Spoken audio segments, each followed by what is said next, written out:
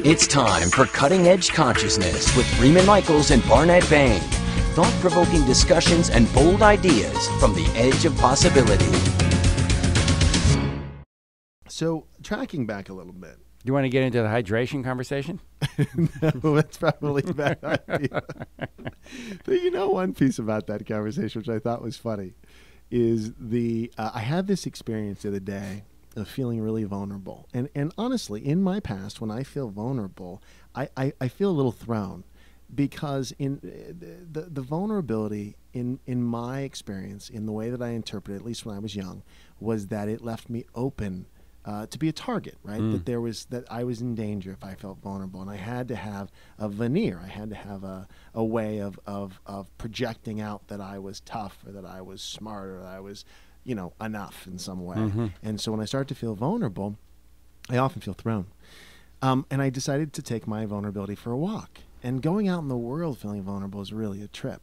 Like I feel like I'm going to cry, and I'm out in the world going, how do I navigate? So you took you were like trying to leave it there?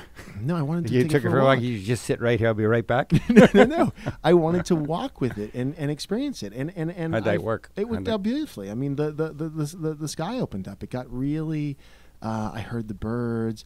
It quieted all the adaptive stuff, and I was really with it in, I don't want to say a new way, because it's not as if this has never happened before, but I was really intimate with the part of me that felt vulnerable, and it was beautiful. The reason I bring that up in the context of your new hydration practice is that you've said to me, I feel like a little boy who has to pee. All the time. Yeah.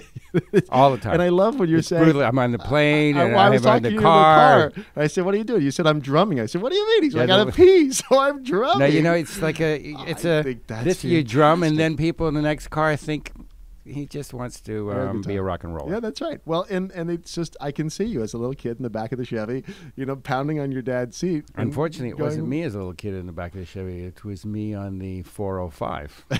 Right. Day before yesterday. The through line, though, is this kind of vulnerability with our experience, and that and that there's this. We've called it. I don't know if we've actually languaged this, but it's kind of a. I don't know. There's a graceful perspective. We've said things such as sweet sorrow, beautiful chaos. Maybe we haven't coined a phrase for this yet, but this kind of way of being with our vulnerability, where we honor it. Being with our insecurity, that we honor it. Being with our need to pee, that we honor it. And as opposed to, it oughtn't to be this way. Because that's where the suffering occurs. That's where it really becomes like, oh gosh, I can't pull over. I can't admit. I can't say, right now I need to pee, or right now I'm just feeling overwhelmed. Yeah. And that's got to be okay in my world. It's coming up for me more and more, and coming out more and more, and I'm okay with it more and more. That's my experience.